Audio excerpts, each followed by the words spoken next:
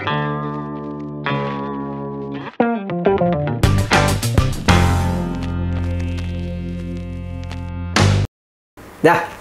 ini adalah minggu kedua di tahun 2021.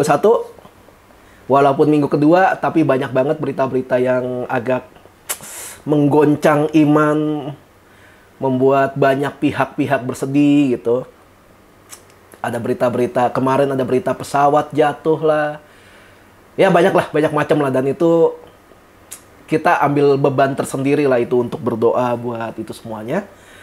Dan minggu lalu udah diajarin sama Ko Ferry. Keren dia, temanya gue baru kasih minggu pagi. Minggu pagi gue baru kasih temanya ke dia. Tapi dia bisa membawainnya luar biasa ya, keren. Emang itu orang yang suka baca buku, emang kelihatan ya, beda banget. Kayaknya dia gak persiapin, cuma karena banyak baca buku, jadinya keluar aja gitu kalimatnya. Bulan ini gue ingetin lagi, tema kita setiap bulan yaitu Journey of Faith. Perjalanan iman. Iman itu nggak bisa cuma diucapin kayak, oke, gue beriman, gue percaya sama Tuhan.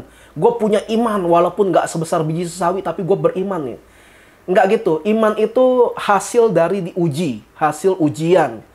Lu bilang lu punya iman sama Yesus, lu mau mengikuti apa yang Yesus mau dalam hidup kita gitu. Apa yang menjadi perintah Tuhan, gue mau jalanin karena gue beriman sama Tuhan. Tapi misalnya baca Alkitab malas gitu. Doa pribadi aja nggak punya waktu. Terus kalau di luar sana, lu mau kemana? Buat nyebut ke gereja aja susah. Enggak, ketemu ya gitu. Tapi lain cerita kalau dalam satu kondisi yang emang kalau lu ngomong akan membahayakan hidup lu di rumah, itu lain cerita ya. Tapi gue dulu gitu. Gue untuk menyebut, mau kemana lu? Untuk nyebut ke gereja itu kayak sesuatu hal yang kayak aib gitu loh. Kayak hal yang memalukan ya. Dulu kayak gitu gue. Dan gue butuh waktu banget sampai gue dengan gampangnya ngomong, mau kemana lo? Ke gereja gitu. Gue butuh waktu itu buat berani ngomong seperti itu. Dulu gue seperti itu. Dan kalau kita udah baca Alkitab di Matius dan harusnya sekarang udah di Markus kita baca, dibilang ini, barang siapa malu mengakui anak manusia pun akan malu mengakui dia di hadapan Bapa dan di hadapan para malaikat. Itu sebabnya kenapa kita perlu iman ketika kita menyebut gue mau ke gereja, gue mau melayani Tuhan, gue percaya Yesus. Itu kita butuh iman untuk ngomong itu. Iman. Iman apa? Iman supaya kita bisa, emang gue anak Tuhan. Emang gue beriman sama Tuhan. Emang gue diangkat anak sama Yesus. Nah itu iman. Jadi iman itu butuh pembuktian, butuh ada perjalanannya gitu. Mungkin awal-awal kelihatannya kalau ketika kita baru percaya sama Tuhan tuh kayaknya kita doa dikit, dikabulin. Kita doa dikit, dikabulin. Emang seperti itu.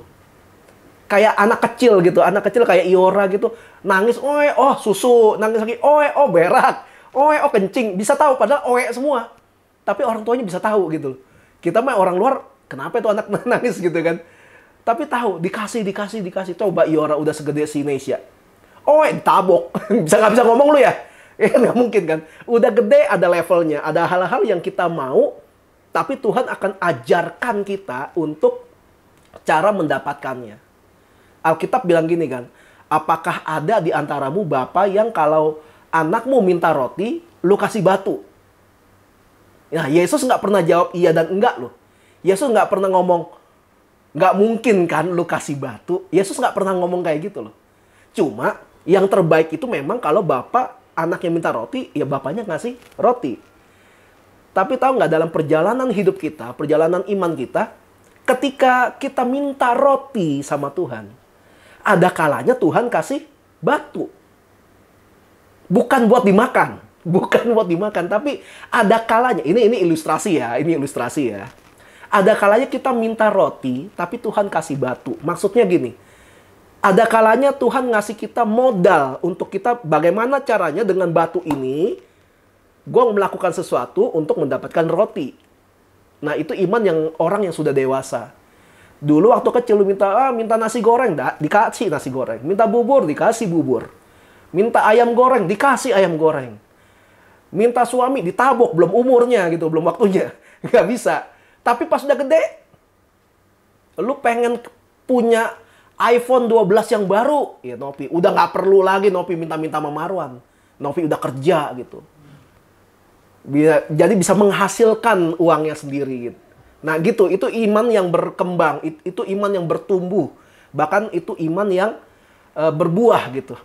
Yang kita dapatkan dulu dengan minta, dapat langsung teng gitu. Udah berubah. Sekarang kita berdoa sama Tuhan, Tuhan gue pengen begini, gini, gini. Tuhan buka jalan, bagaimana caranya kita bisa dapetin itu.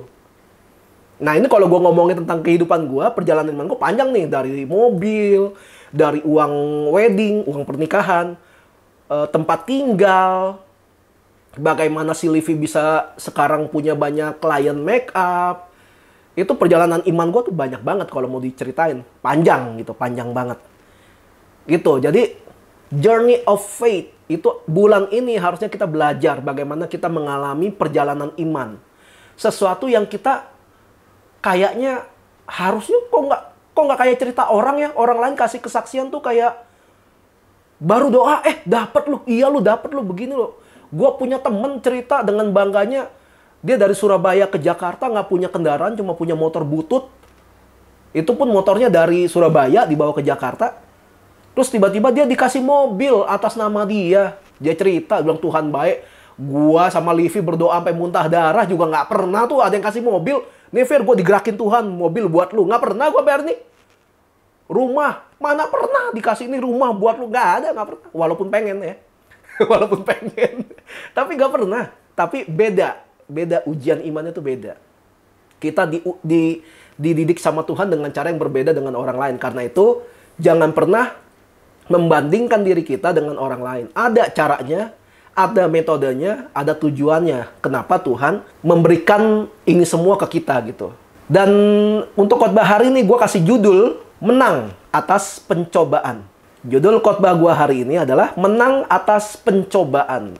Orang yang nggak punya iman biasanya ketika dicobai nggak menang. Biasanya pasrah. Nah hati-hati yang suka ngomong, udahlah pasrah aja, pasrah. Hati-hati. Nilai-nilai Kristen, nilai-nilai kekristenan, nggak ada namanya pasrah tuh nggak ada.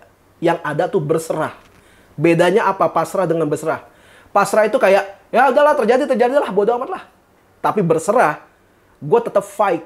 Apapun hasilnya gue serahin sama Tuhan. Tapi gue tetap fight, gue tetap jalan. Nah itu berserah. Bukan pasrah. Pasrah itu kayak, ya masuk surga syukur, masuk neraka ya udah. Lah itu pasrah. Berserah itu gue udah berusaha, gue berjuang melakukan ini. Dan gue percaya hasilnya ada di tangan Tuhan. Dan gue percaya Tuhan tidak akan memberikan hasil yang merugikan orang yang percaya sama dia. Nah itu berserah namanya. Kita lihat firman Tuhan di Markus pasal 1 ayat 12 sampai 13. Segera sesudah itu roh memimpin dia ke padang gurun. Di padang gurun itu ia tinggal 40 hari lamanya dicobai oleh iblis. Ia berada di sana di antara binatang-binatang liar dan malaikat-malaikat melayani dia. Dia di sini yang dimaksud adalah Yesus. Yesus itu yang dimaksud di ayat ini. Coba perhatiin deh. Ayat yang 12 tadi. Sesudah itu roh, R-nya besar. Roh memimpin dia, memimpin Yesus ke padang gurun. Jadi yang bawa Yesus ke padang gurun siapa? Tuhan. Tuhan sendiri yang membawa Yesus ke padang gurun. Untuk apa? Puasa 40 hari 40 malam. Dan dibilang gini, dicobai iblis. Jadi selama 40 hari 40 malam Yesus itu dicobai. Jadi Yesus bukan dicobai, udah selesai puasa 40 hari baru dicobai. Enggak gitu. Tapi selama 40 hari 40 malam itu Yesus dicobai. 3 pencobaan yang ditulis di Alkitab itu adalah yang kayak istilah kata tuh udah kayak penghabisan gitu. Pokoknya penghabisan dari iblis. Pokoknya Yesus harus jatuh dalam dosa nih. Ini nggak boleh sempurna nih karya Tuhan nih. Kayak begitu. Itu kayak iblis tuh kayak udah bohwat gitu loh. Udah bohwat pokoknya dia harus jatuh dalam dosa. Kayak gitu. Kayak gitu. Jadi bukan Yesus dicobai sebanyak 3 kali gitu. Yaitu pencobaan batu jadi roti, disuruh lemparkan dirinya dari bubungan bait Allah, terus disuruh menyembah iblis supaya dikasih kekayaan dunia. Enggak. Tapi selama 40 hari penuh itu Yesus puasa dan dia dicobai. Mungkin, mungkin. Puasa hari pertama sampai hari ke-10, Yesus lagi puasa. Mungkin pencobaannya begini, lagi puasa nih, lagi tekun gitu. Di sini pernah nggak ada yang, siapa di sini yang pernah kayak ngalamin rasa panik, kayak ketakutan tapi berlebihan, lu nggak bisa jelasin kenapa lu takut. Pokoknya takut aja pokoknya. Tiba-tiba takut. Mungkin dalam kamar sendirian atau lagi retret, tempatnya gelap. Pokoknya takut aja. Takutnya tuh takut gak wajar gitu loh. Takut tentang sesuatu tapi lu gak bisa lihat. Bener gak ketika lu lagi takut kayak gitu, lu langsung ngerasa seolah-olah semua indera lu nih, indera pendengaran, indera penglihatan, indera kulit kayak lebih tajam. Lu kayak bisa dengar suara air netes. Lu bisa dengar kayak tetangga sebelah lagi ngambil gunting, kayak berasa tajam gitu loh. Saking takutnya. Pernah ngerasain nggak? Gue pernah ngerasain. Gue kayak ngerasa, waduh, ada yang lagi naik tangga. Padahal jauh tangga dari tempat tidur gue. Pernah. Nah, itu orang yang namanya takut, yang namanya panik berlebih, itu bisa bikin orang tuh kayak ngerasa kayak, aduh ada gini, ada gitu, segala macam. Gue bisa dengar suara gayung jatuh di bak mandi waktu itu. Dan itu jelas banget. Gitu, itu rasa takut berlebih, rasa panik berlebih bisa membuat kita berpikir berlebih. Nah, Yesus waktu dicoba itu padang gurun kan, gak ada siapa-siapa. Cuma pasir-pasir aja. Ya sama hewan-hewan liar lah. Mungkin hari pertama Yesus puasa sampai hari ke-10, lagi puasa, Yesus lagi doa sendiri. Tiba-tiba dia ngeliat ada batu di padang gurun kegeser sendiri. Gitu. Barangkali gitu kan. Barangkali ini imajinasi gua nih. Terus tiba-tiba ada pohon, ada kaktus lah ya gitu ya, pohon di padang gurun. Ada 6 pohon, satu gerak-gerak. Wow, gitu. Siapa tahu kan ada 6, satu gerak-gerak tuh. Wah. Ya kayak Livi dulu pernah ikut sama gua ke Gunung Halimun. Gunung Halimun gitu.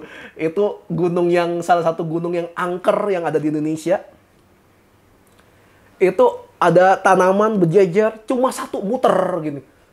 Satu doang, nggak ada angin, nggak ada apa, muter aja satu. Gitu. Tapi nggak mempan sama Yesus gitu loh. Sama Yesus nggak mempan. Yesus itu kan anak Allah. Tubuh yang ada di dia itu kan tubuh pinjaman lah gitu istilahnya. Yesus biasa aja. Mungkin Yesus waktu ngelihat gituan tuh kayak batu kegeser, pohon bergoyang, pasir melambai-lambai, tukang bakso lewat. Mungkin Yesus cuma ngomong kayak, ya gini doang, gue juga bisa. Tuh goyang langsung batu. Siapa yang tahu kan? Mungkin begitu. Nggak taunya Yesus juga bisa gitu ngelakuin gitu. Abis itu jalan. Hari ke-11 puasa. Sampai hari ke-20.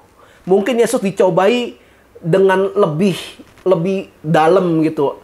Tiba-tiba ada suara-suara gaib gitu. Padahal nggak ada apa-apa. Lagi doa bisa dengar suara singa.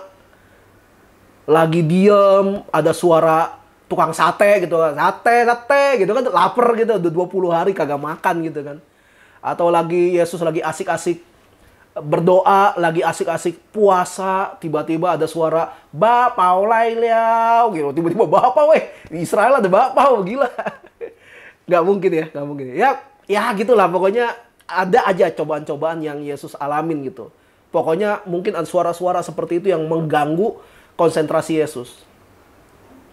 Lalu hari ke-21 sampai hari ke-30 benda bergerak sendiri nggak mempan, ya. Suara gaib nggak mempan.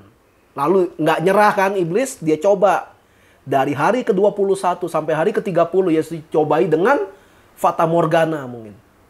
Fata morgana adalah kamu ngelihat sesuatu padahal itu nggak ada, tapi kamu ngelihat gitu loh. Karena udah mungkin depresi, mungkin dehidrasi. Nah, itu fata morgana namanya. Yesus mungkin dikasih lihat kayak mungkin ada penari-penari seksi gitu kan. Yesus kan waktu ke dunia kan bentuknya laki-laki gitu kan. Jadi mungkin dicobai dengan gitu. Terus tiba-tiba ada yang nari-nari dengan baju-baju yang minim, terus deketin Yesus, pokoknya gitulah. Nggak mempan juga. Nggak mempan. Lalu hari ke-31 sampai hari ke-40, mungkin Yesus dicobai dengan melihat keluarganya datang. Ada ibunya, Maria, ada bapaknya, Yusuf, ada saudara-saudaranya yang lain, yang saudaranya yang laki-laki dan perempuan datang. Mungkin kayak kasih support tapi menjatuhkan. Udahlah, kamu tuh udah kelaparan, Yesus. Udah 30 hari kamu nggak makan. Ayo pulang makan nih. Di rumah ada ayam rebus nih, si Livi masak. Gitu. Ada sop baso nih gitu. Ya pokoknya kayaknya baik, tapi tujuannya supaya Yesus batal puasa. Akhirnya gagal rencana Tuhan. Kelihatannya kayak saudaranya tuh kasihan lihat Yesus kelaparan. Nggak mempan juga. Sampai akhirnya hari ke-40, hari terakhir Yesus puasa. Yesus dicobai secara penghabisan. Bener-bener ini pokoknya yang terakhir, nggak boleh gagal. Yang ditulis tuh di Matius pasal 4. Cobaannya itu. Batu jadi capcay, gitu ya. Yesus disuruh lompat dari hubungan bait Allah, disuruh menyembah iblis. Enggak, tetap menang. Tetap selesai. Nah, kalau kalian lihat, kalian baca itu ya, yang Matius. Perhatiin deh, Yesus menang dengan cara apa? Yesus menang atas pencobaan itu karena Yesus berpegang sama firman Tuhan. Cobaan terakhir itu kayak cobaan yang paling berat gitu. Karena Yesus yang diserang itu sekarang fisiknya. Yesusnya secara pribadi yang diserang. Diserangnya gimana? Iblis bilang, ada tertulis. Ada tertulis. Egonya Yesus diserang. Egonya. Kenapa gitu? Coba baca Yohanes pasal 1 nanti ya. Kalau udah baca Yohanes pasal 1 lah pendahuluannya. Dibilang apa? Pada mulanya adalah firman. Firman itu bersama-sama dengan Allah. Dan firman itu adalah Allah. Lalu firman itu menjelma jadi manusia. Jadi disebutkan kalau Yesus adalah bagian dari Allah yang namanya firman. Firman Tuhan. Dibilang dalam kitab Kejadian, Allah mencipta dengan berfirman. Jadi yang diserang ketika iblis bilang ada tertulis. Berarti secara nggak langsung iblis itu lagi nantang Yesus. Mungkin kalau bahasa diganti, ada tertulis, diganti begini. Lu kan pernah ngomong gini. Karena kan sebelum punya fisik Yesus ini kan bagian dari Allah yang namanya firman. Perkataan Allah. Jadi iblis menyerang Yesusnya secara pribadi. Tapi nggak mempan kan? Ada tertulis, ada tertulis, ada tertulis. Yesus bales. Pakai apa? Ada tertulis. Nggak bisa lawan. Seorang pecontek nggak akan bisa menang melawan sumber pengetahuan. Nggak bisa. Iblis cuma nyontek, iblis cuma nyomot. Yesus sumbernya langsung, nggak bisa dilawan pakai gituan. Iblis itu comot-comot ayat, terus dipakai buat serang orang. Mirip kan ya? Sama orang Kristen yang suka comot-comot sepotong ayat gitu buat serang jemaat. Khususnya jemaat yang nggak pernah kasih perpuluhan ya. Jadi diambil sepotong ayat, secomot ayat, langsung diserang. Kamu tuh nggak boleh gitu. Lihat firman Tuhan berkata. Gitu ya, yang dipakai. Cara iblis yang dipakai. Ya, konyolnya dipakai juga sama orang Kristen buat nyerang orang. Makanya, hai jemaat home, jangan bego. Baca Alkitab. Kalau nggak ngerti, ya tanya gitu. Ya tanya kalau nggak ngerti, nggak ada cara lain. Tapi tetap baca, harus baca. Firman Tuhan berkata dalam Hosea pasal 4 ayat 6. Dibilang begini. Umatku binasa karena tidak mengenal Allah. Sekali lagi ya. Umatku binasa karena tidak mengenal Allah. Karena engkaulah yang menolak pengenalan itu, maka aku menolak engkau maka aku menolak engkau menjadi imamku, dan karena engkau melupakan pengajaran Allahmu, maka aku juga akan melupakan anak-anakmu. Ayat ini berbicara tentang para imam atau pendeta atau apalah ya jabatannya, pokoknya zaman itu sebutnya imam, yang melayani dalam rumah Tuhan, menolak pengenalan Tuhan, tapi ngajarin jemaat. Marahlah Tuhan. Mau diajarin gimana coba jemaat Tuhan sama orang-orang yang punya jabatan di gereja, tapi sebenarnya nggak kenal siapa Tuhan yang sesungguhnya. Jabatan ada, otoritas ada, tapi nggak paham firman Tuhan, tapi dikasih panggung buat ngomong di depan jemaat. Marah Tuhan langsung. Gimana nggak marah? Jemaat yang nggak tahu apa-apa diajarin secara salah sama pemimpin gereja. Gimana marah? Gimana nggak marah gitu loh? Gimana nggak marah? Hamba Tuhan itu harusnya mempertunangkan jemaat dengan Kristus. Harusnya.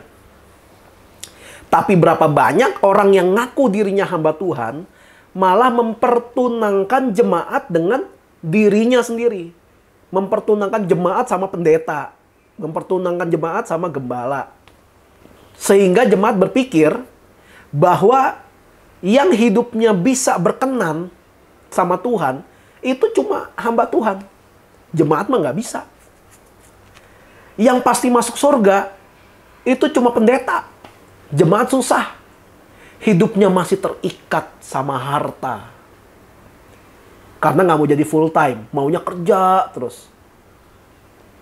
Pokoknya cuma pendeta lah yang layak di mata Tuhan. Akhirnya seperti itu kan image yang beredar, pandangan yang beredar di mata jemaat terhadap hamba Tuhan tentang kehidupan kerohanian gitu. Yang mikir kayak gitu, jemaat yang berpikir seperti itu fix. Itu bukan karena dia jemaat, tapi karena nggak pernah baca Alkitab. Padahal Alkitab ada di mana-mana. Ada di handphone, ada yang buku, ada di tablet. Tapi nggak pernah dibaca, makanya gampang banget disesatin. Makanya tadi ayat Hosea tadi bilang, umatku binasa karena tidak mengenal Tuhan. Kalau bisa berpikir cuma pendeta yang bisa masuk surga, atau cuma pendeta yang berkenan di hadapan Tuhan. Ya, kalau pikiran jemaat itu cuma mikirnya cuma pendeta yang bisa masuk surga. Cuma pendeta pokoknya hidupnya benar. Lah itu pendeta yang merkosa jemaat gimana? Masa iya tetap masuk surga? Nggak tobat lagi. Pendeta yang korupsi uang gereja gimana? Ya pendeta loh. Pendeta yang suka mukulin istri gimana? Yang suka mukulin anak gimana? Pendeta yang suka nakut-nakutin jemaat, yang bilang kamu tuh nggak boleh pindah-pindah gereja. Nanti Tuhan akan cabut berkat dari hidup kamu. Itu gimana pendeta model kayak gitu? Makanya kenapa kita nggak punya pengetahuan tentang Tuhan. Kita baca Alkitab supaya kita ngerti cara berpikir Tuhan bagaimana, cara Tuhan bekerja tuh bagaimana. Itu pentingnya baca Alkitab. Jadi kalau kalian lihat gua rewel banget soal baca Alkitab, ya karena itu. Yohanes 1 ayat 12 udah bilang begini. Barang siapa menerima Yesus sebagai Tuhan dan Juru Selamat, mereka akan disebut sebagai anak-anak Allah. Jadi nggak ada urusan sama jabatan atau status seseorang. Nggak ada urusan. Nggak dibilang barang siapa menerima Yesus sebagai Tuhan dan Juru Selamat, kemudian jadi full time, kemudian ngambil gelar kependetaan, baru disebut anak Allah. Nggak begitu. Cuma dibilang barang siapa menerima Yesus sebagai Tuhan dan Juru Selamat. Selesai. Orang itu langsung akan disebut sebagai anak-anak Allah. Pertanyaannya, kalian menerima Yesus sebagai Tuhan dan Juru Selamat gak? Mungkin kalian Kristen. Mungkin kalian tahu banyak tentang isi Alkitab. Mungkin kalian udah lama pelayanan gitu di gereja ini, gereja itu. Mungkin. Pertanyaannya, dengan banyaknya pengalaman seperti itu, kalian menerima Yesus sebagai Tuhan dan Juru Selamat apa enggak? Atau cuma status doang jadi Kristen? Atau cuma ngisi waktu doang dengan pelayanan. Itu yang menentukan apakah hidup kita berkenan di hadapan Tuhan atau enggak. Bukan title-nya. Bukan title secara fisik ya. Yakobus pasal 1 ayat 14 sampai 15. Bilang begini. Tetapi tiap-tiap orang dicobai oleh keinginannya sendiri. Karena ia diseret dan dipikat olehnya. Dan apabila keinginan itu telah dibuahi, ia melahirkan dosa. Dan apabila dosa itu sudah matang, ia melahirkan maut. Banyak kali iblis, sering banget iblis, belum juga cobain manusia, tapi manusia itu malah mencobai dirinya sendiri. Sering kali kayak gitu. Naik motor, nggak pakai helm, tapi di jalan gede. Begitu kecelakaan bilangnya, aduh gua diserang iblis. Ya, bukan. Kecelakaannya maksudnya sampai kepalanya ini ya, bocor gitu kan. Ya itu kan salah lu, kenapa nggak pakai helm. Belum juga dicobai iblis, lu udah cobai diri lu sendiri. Udah tahu lagi bokeh, malah belanja. Lihat diskon-diskon gitu ya. Padahal kalau lagi bokeh harusnya jangan lihat diskon. Harusnya lihat discontinue. Harusnya lihat gitu barangnya udah nggak ada gitu. Jadi nggak bakal belanja. Udah tahu ada ujian, malah nggak belajar. Udah tahu itu cowok brengsek, malah dipacarin. Ya kurang bego apa coba itu. Jadi banyak kali kita mencobai diri kita. Banyak kali seperti itu. Belum juga dicobai iblis. Kita mencobai diri kita sendiri. Kapan manusia itu jatuh? Kira-kira. Ketika perasaannya tidak selaras dengan logikanya. Cuma pakai salah satu aja. Nggak mau pakai dua-duanya.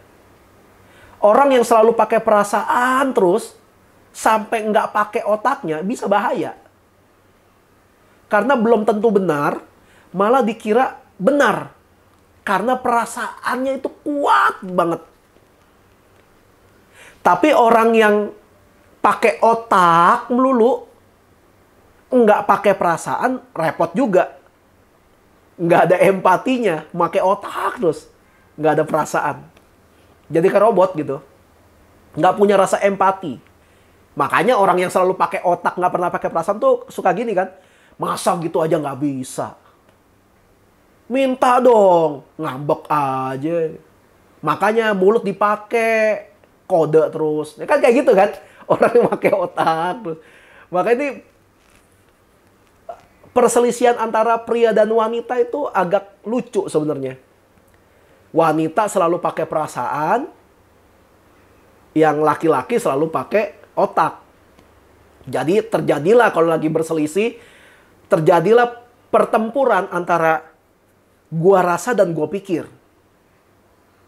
Kalau ribut kayak gitu. Jadi si cewek ngomong, tapi saya rasa itu nggak bener deh. Nggak gitu juga. Setelah gua pikir-pikir, kayaknya emang begitu. Tapi perasaan gue kayaknya nggak gitu dia. Oh nggak juga. Menurut pemikiran gue, emang harusnya begitu. Ya ribut kayaknya. Nggak ketemu. Karena cuma pakai salah satu. Makanya kenapa menikah, pria dan wanita disebut menjadi satu daging. Bukan 50-50 nyatu jadi 100. Nggak gitu. Nggak gitu ya. Tapi 100% menyatu gitu. Nah, dibilang pria dan wanita ketika menikah itu menjadi satu daging supaya ini pria yang dominan pakai otak bisa belajar menggunakan perasaannya. Dan wanita yang dominan pakai perasaan bisa pakai otaknya. Jangan supaya jadi sama dengan salah satu. Bukannya ketika menikah malah si cowok yang biasanya pakai otak langsung pakai perasaan, ngikutin istrinya. Atau si istri yang biasa pakai perasaan, jadi pakai otak gitu. Nggak gitu, tapi harus saling melengkapi. Saling melengkapi. Makanya pernikahan itu di bahasa aslinya, gue lupa pakai kata apa, tapi artinya tuh melebur. Melebur. Melebur itu benar-benar ini ancur, nyatu, jadi satu. Nah itu melebur. Jangan mencobai kehidupan kalian sendiri hanya karena egois. Supaya ketika pencobaan itu datang, kita bisa menang. Daud ketika tertekan menghadapi bangsanya sendiri dikatakan gini, dan Daud menguatkan kepercayaannya pada Tuhan. Daud nggak fokus sama masalahnya. Daud mikirin Tuhan. Karena Tuhan bisa melihat jauh lebih luas daripada yang bisa dilihat Daud. Ketika kita diperhadapkan dengan cobaan apapun itu, apa yang harus kita lakukan pertama kali? Gua kasih contoh ya. Tahu puzzle kan? Puzzle Septian. Itu Hansel. Puzzle. Yang potongan-potongan gambar ditempel-tempel jadi satu. Nah, itu puzzle. Atau catur. Atau make up kayak Livi sama Cindy. Atau benerin alat musik kayak Marwan. Atau bikin kode digital kayak Yosia. Mampus deh tuh gue sebut semua job-job kalian ya. Ambil contoh puzzle aja, puzzle. Waktu lagi susun, jangan puzzle yang kotaknya gede-gede ya. Puzzle yang bener-bener puzzle profesional tuh, yang gede, yang papannya gede, tapi puzzle-nya kecil. Waktu lagi susun puzzle dan menemukan jalan buntu, kita secara refleks itu ngapain? Ya percuma gue tanya ya, nggak bakal yang jawab juga. Secara refleks ketika kita lagi susun gitu ya, terus ini yang mana? Secara refleks kita bakal menjauhkan kepala kita jauhin dari puzzle-nya kan. Dari yang tadi kita gini, terus tiba-tiba kok nggak dapet, kita jauhin begini. Buat apa kita jauhin gitu? Buat melihat gambarannya secara lebih luas. Karena kalau terlalu dekat, kita nggak bisa ngelihat secara luas gitu. The big picture-nya gitu nggak kelihatan.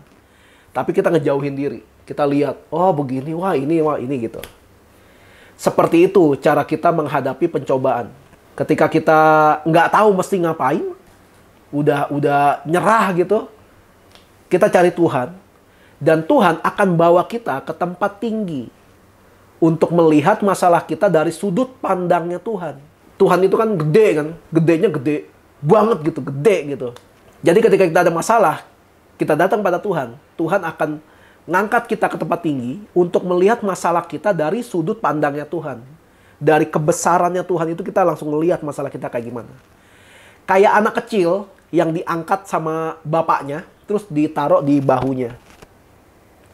Kayak anak kecil yang ditaruh gitu. Jadi anak kecil yang tadi yang lihatnya, wah deket, tiba-tiba diangkat sama bapaknya. Dia akan melihat lebih luas sebuah pemandangan yang tadinya dia cuma bisa dari jarak yang lebih kecil. Tapi dia akhirnya bisa melihat lebih luas lagi. Jadi makin ngerti gitu.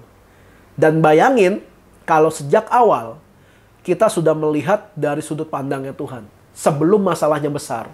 Sebelum pencobaan itu menghantam kita dengan kuat. Dari awal kita udah berserah sama Tuhan. Bayangin. Bukan cuma ketika masalahnya udah gede kita baru cari Tuhan. Kalau dari awal kita sudah melihat dari sudut pandangnya Tuhan. Maka sejak awal kita sudah ditentukan untuk menang atas pencobaan. Amin. Sekian. Yuk kita mau berdoa.